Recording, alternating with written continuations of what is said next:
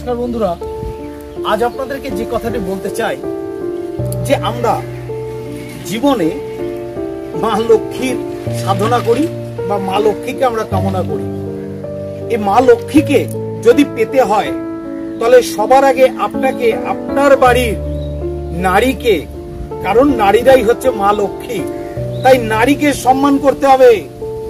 তাই আপনি যে কাজেই যান না কেন, কাজে যাওয়ার আগে যদি আপনি বিবাহিত হয়ে থাকেন, আপনার স্ত্রীকে বলুন হাতটা এরকম করতে, আপনি তার উপরে হাতটা স্পর্শ করুন।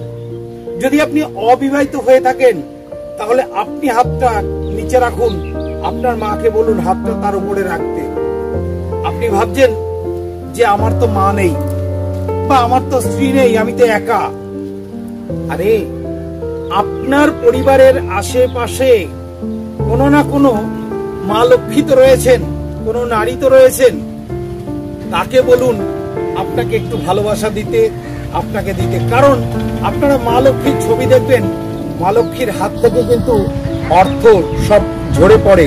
তাই আপনি যদি মা লক্ষ্মীর সান্নিধ্য পান, আপনার জীবনে অর্থ হবে হবে হবে, এটাই বিশ্বাস রাখুন, জীবনে এগিয়ে চলুন। ভালো থাকুন, নমস্কার।